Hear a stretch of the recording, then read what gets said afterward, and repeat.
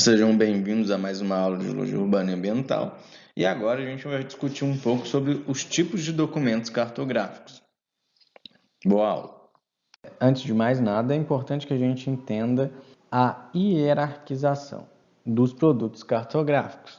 E justamente, o processo de hierarquização tem como objetivo a ordenação das informações de qualquer natureza, segundo algum critério, seja pelo grau de importância de uma determinada finalidade, ou no sentido de um melhor detalhamento, ou ainda na cadeia de dependência de informações, em que no sentido decrescente ou crescente e de diversas outras possibilidades. E esses critérios que vão ser definidos nesse processo de hierarquização pode ser também utilizado de maneira absoluta ou então em classes que relacionam categorias sobre determinado tema. Então, dessa forma, a hierarquização dos mapas e cartas dentro de um processo de mapeamento geotécnico requer uma definição das categorias dos documentos e uma ordem para elaboração. Então, nesse contexto, a hierarquização permite orientação dessa elaboração dos produtos cartográficos em uma sequência que seja mais lógica,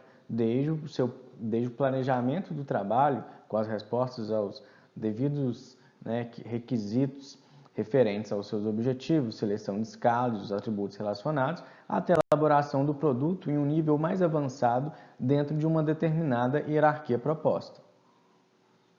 Segundo o Zucchet 93, os produtos cartográficos eles podem ser classificados em 8 classes hierárquicas, como pode ser visto. O nível 1 corresponde aos documentos fundamentais básicos, o nível hierárquico 2 aos documentos fundamentais de síntese, carta derivada e interpretativa, correspondendo ao nível hierárquico 3, carta analítica básica, nível hierárquico 4, já o nível hierárquico 5 correspondem a cartas de prognósticos de riscos, de problemas e de limitações. Cartas de procedimentos se inserem no nível hierárquico 6. As cartas de viabilidade para os usuários correspondem ao nível hierárquico 7. E, por fim, ao nível hierárquico 8, tem-se a carta de orientações conclusivas.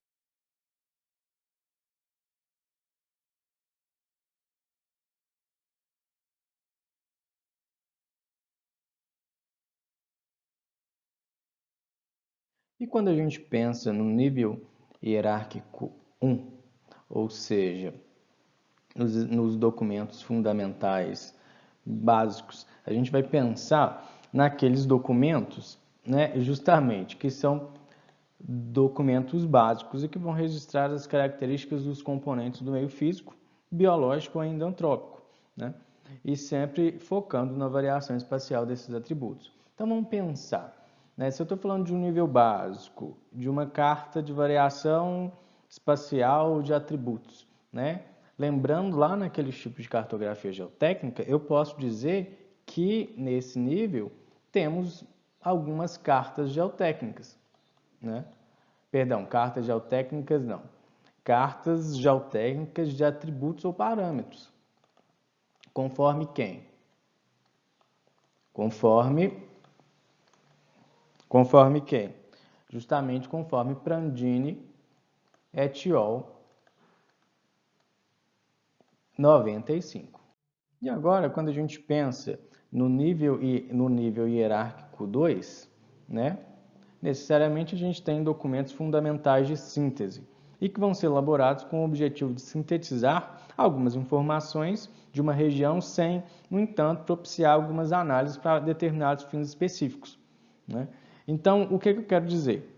Que são feitas para representar algumas informações em um único documento após alguma seleção de determinados atributos.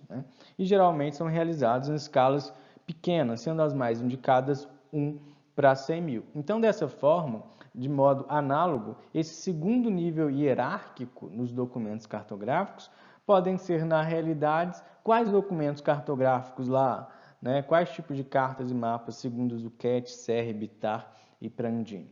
Basicamente, quando a gente pensa nesse fundamental de síntese, o que a gente tem? Opa, escrevi errado aqui, a gente tem o fundamental de síntese. Justamente, a gente pode ter documentos que podem ser considerados mapas geotécnicos, segundo Zucchet 87, né? Cartas geotécnicas clássicas, segundo Serre 90, cartas geotécnicas convencionais, segundo Bitar et al. 92, e por fim, cartas geotécnicas propriamente ditas, segundo Plandini 95. Agora, quando a gente fala do nível... do nível hierárquico 3, de fato, a gente está falando agora de cartas derivadas ou interpretativas. E justamente ela vai ser produzida por uma determinada condição que já é pré-definida e o seu resultado, né, reflete a análise de um determinado parâmetro, considerando que as características de cada divisão da área, as características de cada divisão. Bom, e cada unidade, né, nesse documento ela vai ser classificada quanto ao comportamento natural diante a uma determinada situação de uso, né? Então, em linhas gerais, o que a gente está falando?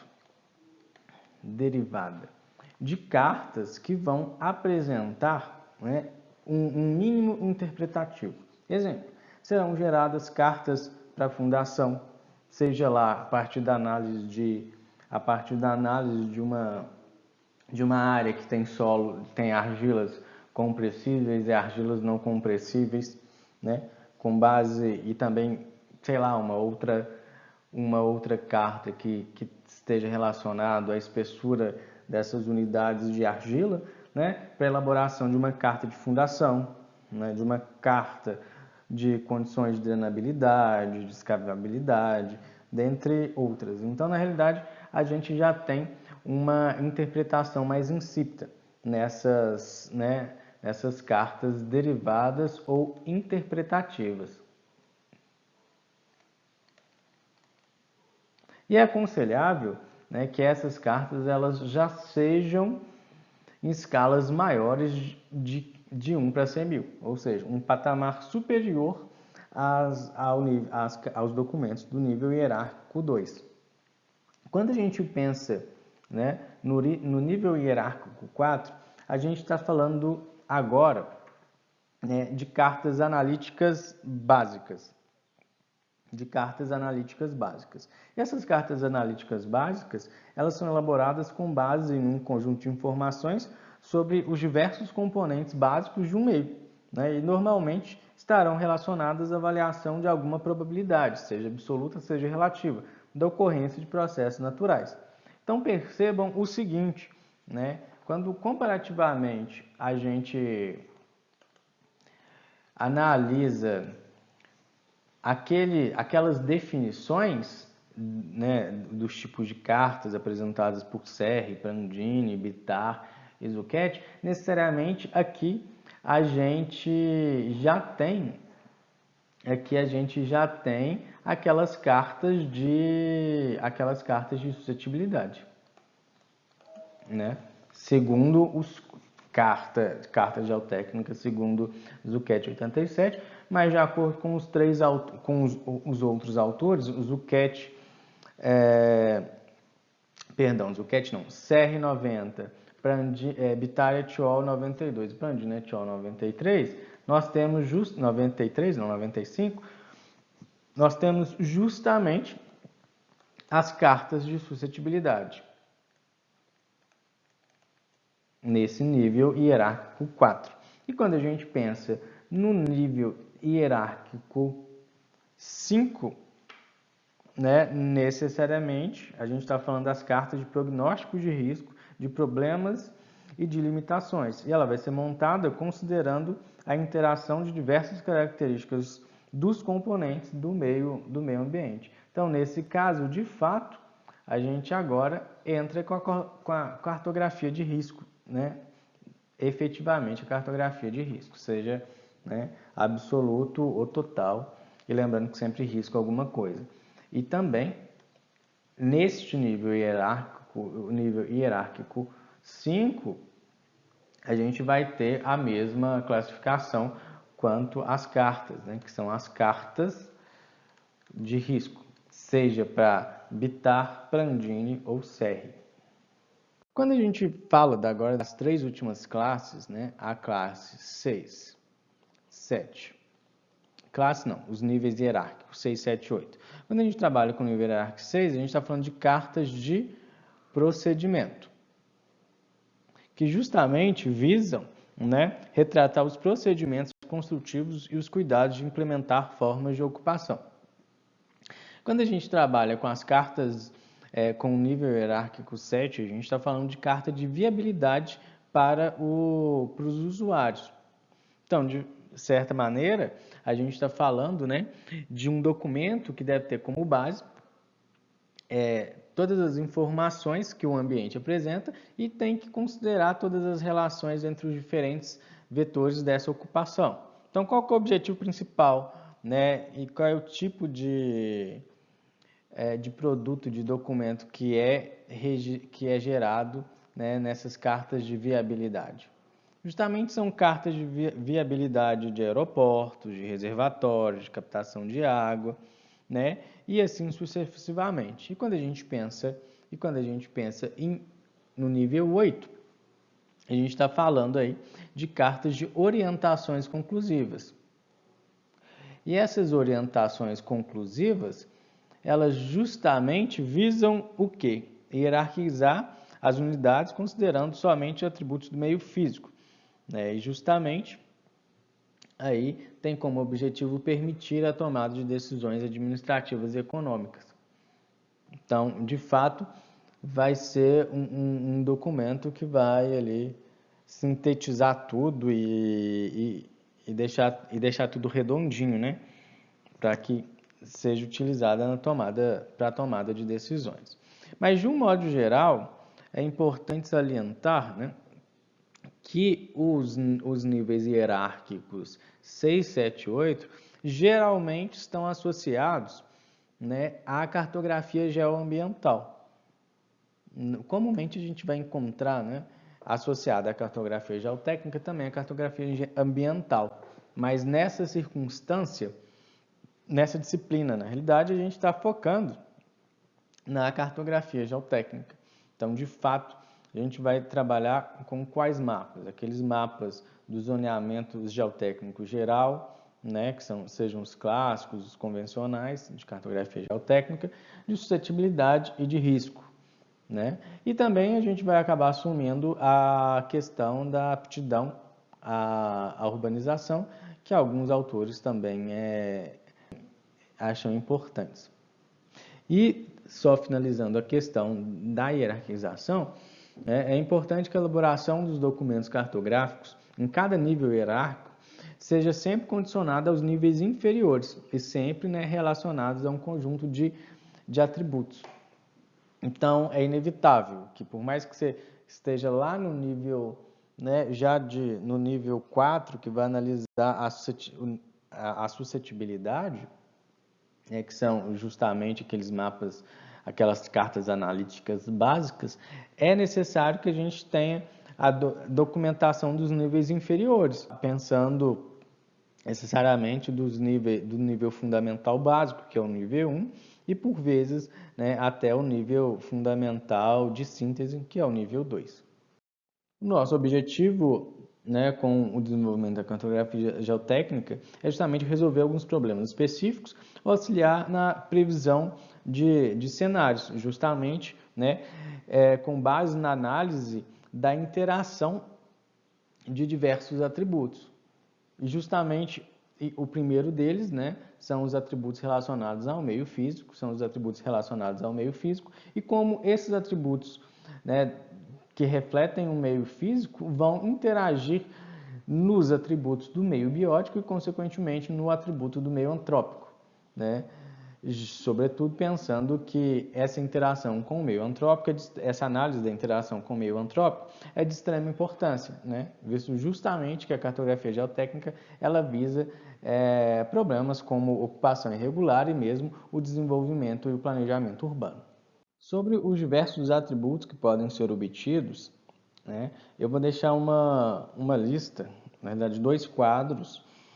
O primeiro quadro está relacionado, né, com as demandas inerentes à maioria das formas de ocupação encontradas no Brasil, e o segundo quadro ele está relacionado à listagem de atributos, tá? Que vai ficar lá no Google, no ambiente Google, para vocês também analisarem quando forem, né, elaborar os seus próprios mapas.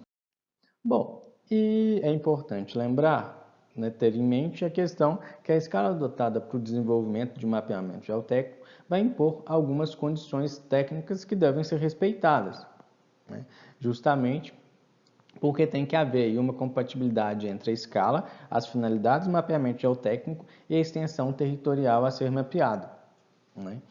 E é óbvio, né, que quando a gente fala da cartografia geotécnica, escalas menores que 1 para 100 mil são extremamente, produtos cartográficos, né? São extremamente restritos, né? Justamente para você tem um mapa inferior, com escala inferior a 1 para 100 mil, basicamente não é muito representativo para que seja utilizado, justamente devido à questão das generalizações impostas durante a sua elaboração e outros aspectos, mesmo a falta de precisão desse produto cartográfico, né? Então, em relação à escala, a gente pode dividir em quatro grandes grupos os produtos cartográficos. A gente tem aqueles produtos, né, regionais. Um minuto. A gente tem os produtos regionais. E os produtos regionais geralmente serão desenvolvidos aí em escala de 1 para 100 mil até de 1 para 50 mil. Ainda a gente tem os produtos intermediários. E esses produtos intermediários vão variar aí de 25 mil de escalas, né, de 1 para 25 mil até de 1 para 10 mil. Existem também aqueles produtos de detalhe ou de detalhamento.